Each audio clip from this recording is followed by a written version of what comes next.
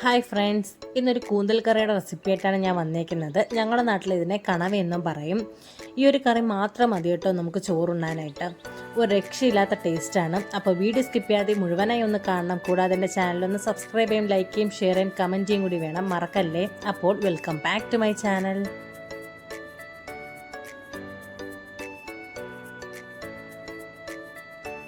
ഇതിനായി ഞാനിവിടെ കണവ നന്നായിട്ട് വൃത്തിയാക്കി എടുത്തിട്ടുണ്ട്. ഇനി നമുക്കിതൊന്ന് മുറിച്ചെടുക്കാം. ഒരു മീഡിയം സൈസ് പീസായിട്ടാണ് ഞാനിവിടെ ഇത് കട്ട് ചെയ്തെടുത്തേക്കുന്നത്. ഇതുപോലെ ഇതിന് നമുക്കൊരു കുക്കറിലേക്ക് ഇട്ട് കൊടുക്കാം.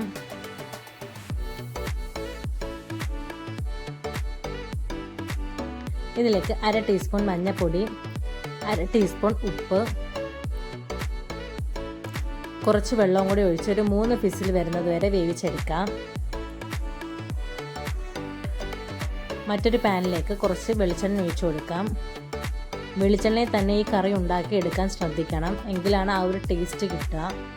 എണ്ണ ചൂടായി വരുമ്പോഴേക്കും കടുക് ഇട്ട് കൊടുക്കാം. കടുകൊന്ന് പൊട്ടട്ടെ. ഇതിലേക്ക് കുറച്ചധികം തന്നെ വെളുത്തുള്ളി ചേർക്കാം. തൊലിയോട് കൂടി തന്നെ ചേർക്കാം. ഇനി ഇതിലേക്ക് ചെറുതായി അരിഞ്ഞ ഇഞ്ചി കൂടി ചേർത്ത് കൊടുക്കാം. ഇതൊന്ന് റോസ്റ്റ് ചെയ്തെടുക്കാം. ഇനി ഇതിലേക്ക് 2 സവാള ചെറുതായി മുറിച്ചതും കുറച്ചധികം ചെറിയ ഉള്ളിയും കൂടി ഇട്ട് കൊടുക്കാം. ഇനി നന്നായി ഒന്ന് വഴറ്റാം.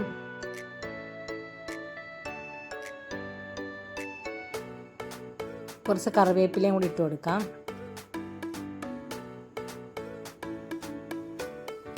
വഴന്നു വരാൻ ആവശ്യമായ ഉപ്പ് കൂടി ചേർക്കാം. ഇനി ഇതിലേക്ക് ഒരു തക്കാളി കൂടി ഇട്ട് കൊടുക്കാം. 2-3 പച്ചമുളക് കീറിയതും കൂടി ഇട്ട് കൊടുത്ത് നന്നായി ഒന്ന് വഴറ്റിയെടുക്കാം. തക്കാളി എല്ലാം നന്നായി ഉടഞ്ഞു വരണം. ഇതിപ്പോൾ ഉടഞ്ഞു വന്നിട്ടുണ്ട്. ഇനി ഇതിലേക്ക് പൊടികൾ ചേർക്കാം. 1 ടീസ്പൂൺ മുളക് പൊടി, 1 ടീസ്പൂൺ മല്ലിപ്പൊടി, 1/2 ടീസ്പൂൺ മഞ്ഞൾപ്പൊടി, 1/2 ടീസ്പൂൺ കുരുമുളക് പൊടി, 1/2 ടീസ്പൂൺ ഗരം മസാലയും കൂടി ഇട്ട് കൊടുക്കാം. ഇനി നന്നായിട്ടൊന്ന് വഴറ്റിയെടുക്കാം. പൊടികളുടെ പച്ചമണം ഒന്ന് മാറി വരട്ടെ. ഇനി ഇതിലേക്ക് വേവിച്ച് വെച്ച കണവയും അതിൻ്റെ വെള്ളവും കൂടി നമുക്ക് ഇതിലേക്ക് ഒഴിച്ചു കൊടുക്കാം. നന്നായി ഒന്ന് മിക്സ് ചെയ്തെടുക്കാം. ഇനി ഇതൊന്ന് അടച്ച് വെച്ച് കുറച്ച് നേരം ഒന്ന് തിളപ്പിച്ചെടുക്കാം. ഇതിപ്പോൾ റെഡി ആയിട്ടുണ്ട്. മസാലയൊക്കെ കണവയിൽ നന്നായിട്ട് പിടിച്ചിട്ടുണ്ട്. ഇനി ഇതിലേക്ക് 1/2 കപ്പ് കട്ടിയുള്ള തേങ്ങാപ്പാലും കൂടി ഒഴിച്ചു കൊടുക്കാം.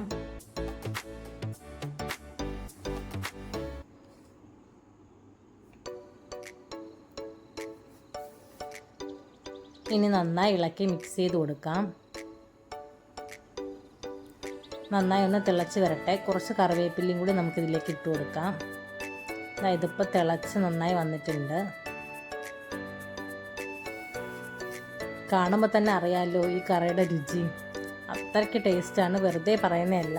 തീർച്ചയായും നിങ്ങളെല്ലാവരും ഒന്ന് ട്രൈ ചെയ്ത് നോക്കണം. നിങ്ങളുടെ ഫീഡ്ബാക്ക് എനിക്ക് കമൻറ്റായിട്ട് അയക്കണം. മറക്കാതെ എൻ്റെ ചാനലൊന്ന് സബ്സ്ക്രൈബ് ചെയ്യും, ലൈക്ക് ചെയ്യും, ഷെയർ ചെയ്യും, കമൻറ്റ് ചെയ്യും കൂടി ചെയ്യണം. നിങ്ങൾ തരുന്ന സപ്പോർട്ടാണ് പുതിയ പുതിയ വീഡിയോസ് ചെയ്യാൻ എനിക്കുള്ള പ്രചോദനം. അപ്പോൾ പുതിയൊരു വീഡിയോ ആയിട്ട് വരുന്നത് വരെ ടാറ്റാ ബൈ.